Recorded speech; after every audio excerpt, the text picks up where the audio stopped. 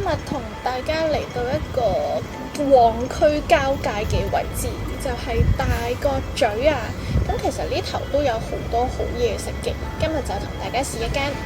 終於嚟到呢間山東小城啦，加入去啦！哦，有好多晚市套餐喎。見到晚市大概係50-60蚊一個人，油尖旺區嚟講都 OK 啊，唔好諗咁多，入去醫肚啦。咁佢哋呢度最出名嘅就係自己整嘅手工餃啦，同埋一啲炸豬扒飯啊、牛辣條飯啊咁。另外仲可以加10零蚊加唔同嘅小食。咁我自己呢，就心思思，每樣都叫咗少少。另外仲有一個大嘅 menu 啦，咁就有更加多款嘅麵，同埋有好多唔同嘅餃咯。佢哋呢度嘅餃呢，全部都係自己手包嘅。另外見到餡餅都好多人食嘅。嘢食已經到咗啦，而家即刻開始試食先。咁我第一個叫嘅呢，就係呢個墨魚餃擔擔麵啦。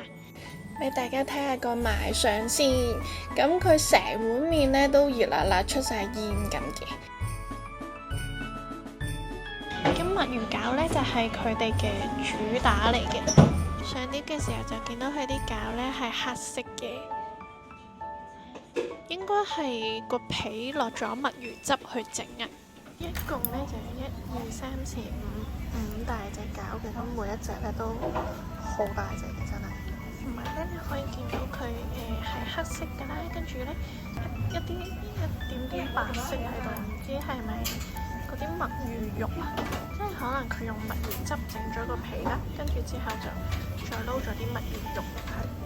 咁我叫呢一個係擔擔麵嚟嘅，佢嘅湯底呢唔算係好濃啦，亦都唔算係好結啦，但係都聞到花生香味，同埋呢，亦都見到面頭呢度有花生嘅。另外仲有啲油啦，同埋見到佢有加咗葱嘅。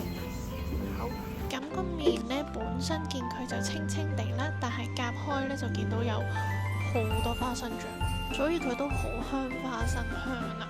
原來啲醬喺下邊啊，夾起個麵就見到啦。唔講咁多啦，而家即刻試下食先，試下食一啖冇咁多花生醬嘅。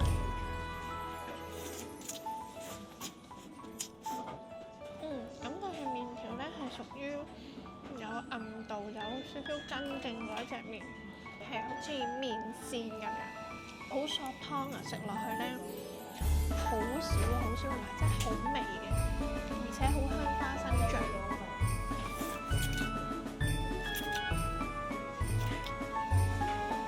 爆開個餃俾大家睇先，咁呢見到佢入邊就係一啲肉啦，有少少菜啦。食落去都幾香幾濃，但係就覺得有少少確喉，有少少蒸嘅味咯。總要嚟啦！端午節就快到，又係時候食靚粽啦。咁我哋今年嘅粽呢，都係一如以往咁足料，唔單止睇落賣相好，食落都好好味㗎。今年我哋仲出咗果蒸粽啊，每隻都足成斤重㗎。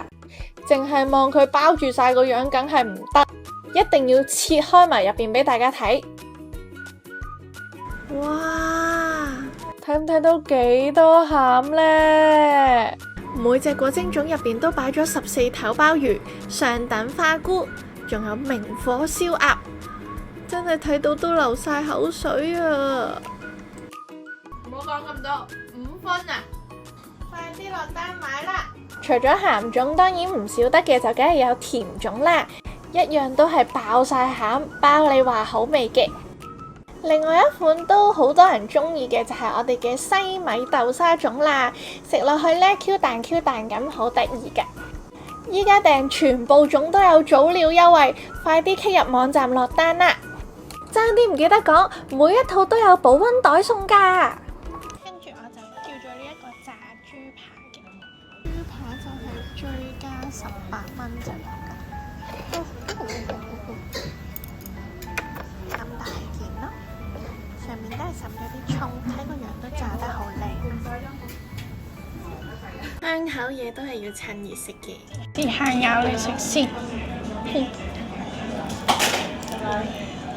第一啖咬落去俾我感覺係佢好 juicy 啊，因為佢塊豬扒都有啲厚度咧，唔係好似薄到紙咁樣，肉質嚟講都幾結實㗎，而且亦都冇話食到有鬆肉粉味啊嗰啲，個味都幾自然，相對起墨魚餃嚟講。佢係冇落到任何鬆肉粉，個味都好清香，就食到豬扒嘅肉質味。豬扒好食，可以一直係咁食落去都得。跟住我哋再試埋呢個甜品豆沙鍋餅先。呢個餡餅係15蚊一件嘅。咁呢就見到佢上面滲咗好多芝麻啦，鋪滿晒芝麻嘅一個好似燒餅咁樣，聞落去都幾香嘅。呢一個餡餅食落去嘅時候，覺得佢嘅糯米皮做得幾軟糯嘅，但係有一個問題就係我食極都食唔到佢嘅豆沙餡啦。咁如果係出面幾蚊嗰啲燒餅我就接受，但係如果呢個係15蚊呢，我就覺得佢料少咗啲嘞。食咗一半，終於食到個豆沙餡啦，都幾香嘅。總括嚟講，味道唔差嘅，但係真係有啲可惜咯。最後我哋就試埋呢個羊肉餡餅啦，佢係啱先嚟到嘅，應該真係即叫即整。咁呢，佢已經切開咗做1分為2啦。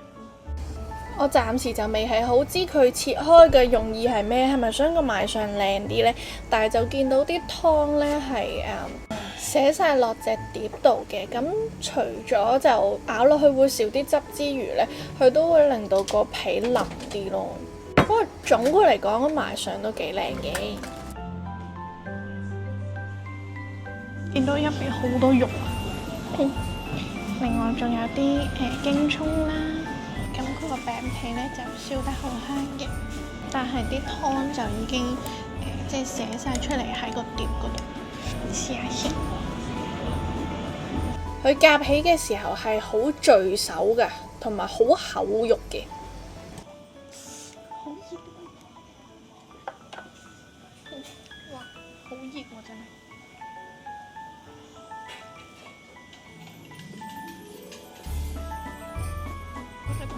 脆嘅，一咬落去好多汁，好香。